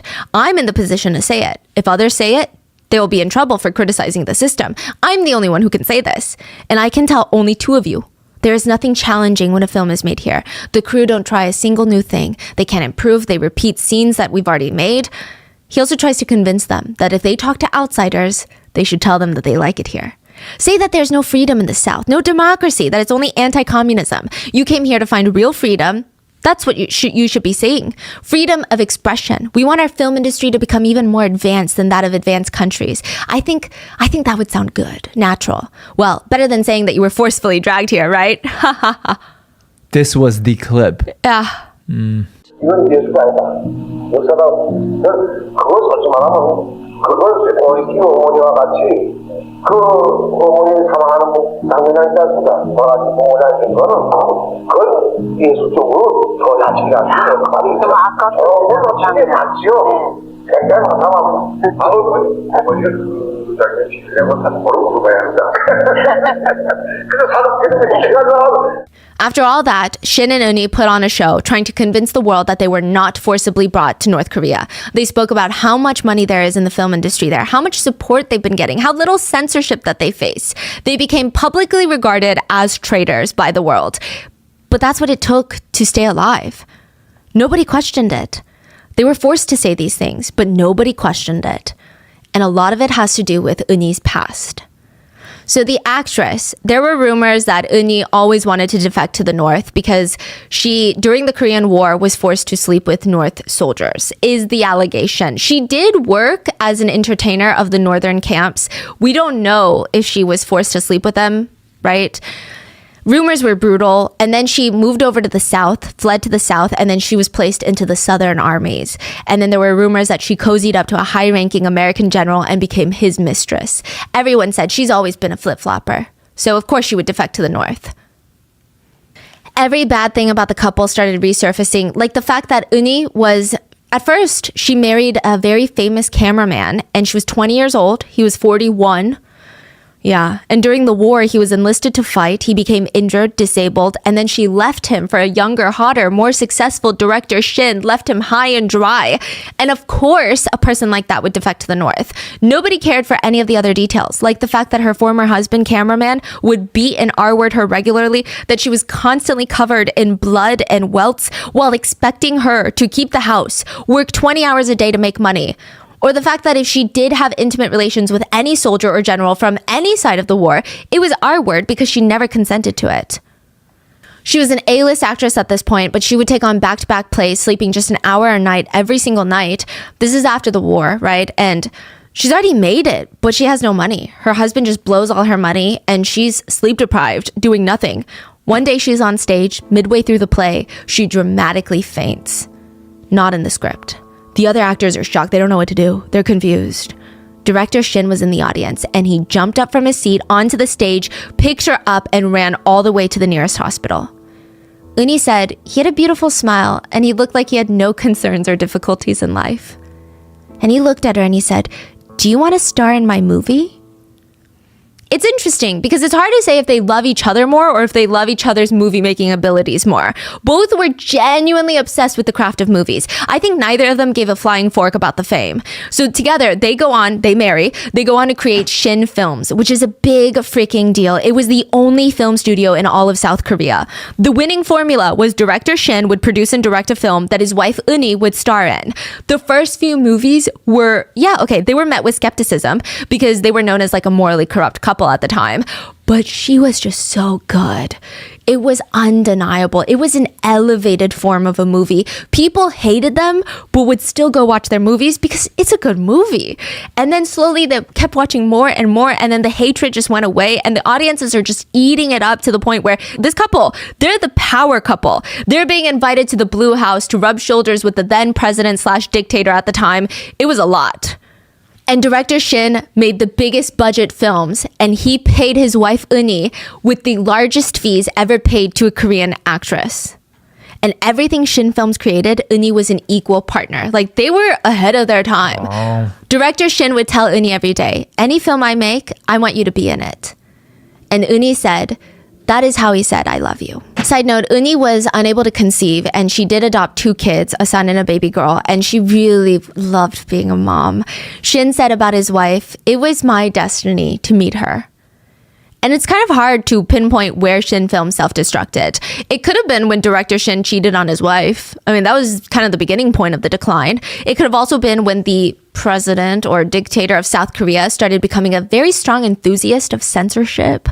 But Shin Film was on the decline. I will say the censorship in South Korea got really wild. It got to the point where if a character in a movie even complained a bit too passionately about the weather, like, the weather sucks, they would censor the movie, claiming the movie promoted antisocial behavior. Director Shin didn't like any of that, okay? So he just kept making movies that he liked. He didn't listen. And adding to that problem is that director Shin is an all-in kind of guy. If he had a new movie in mind, he would spend the entire company's yearly budget and payroll on this new movie without even thinking about the risk. He's like, well, it's gonna work out. And most of the time, it did, until it didn't. They were always on the verge of filing for bankruptcy. They're like one toilet paper roll being used too quickly away from losing it all. But ultimately, a 3-second kiss would be his undoing. In his new movie, he had a couple making out, and the woman was topless in that scene. The government ordered, absolutely not, that needs to be taken out, but he kept it in. He violated public moral codes, and he was stripped of his movie-making license. He was ruined for life. He ruined his life. And this time, he had ruined Eunhee's life too.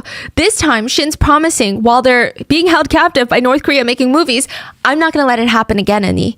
I'm not going to ruin your life. I'm going to get you out of here.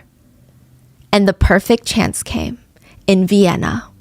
They're trying to get their version of Godzilla, 불가사리, to be accepted into Western film festivals. So they're running around Vienna, and they had already spotted the American embassy earlier that trip, and they're ready to leave at any given time, as long as they find the perfect chance.